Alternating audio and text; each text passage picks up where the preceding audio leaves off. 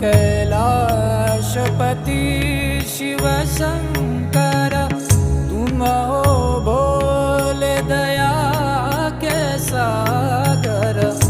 दूर करो सब दुख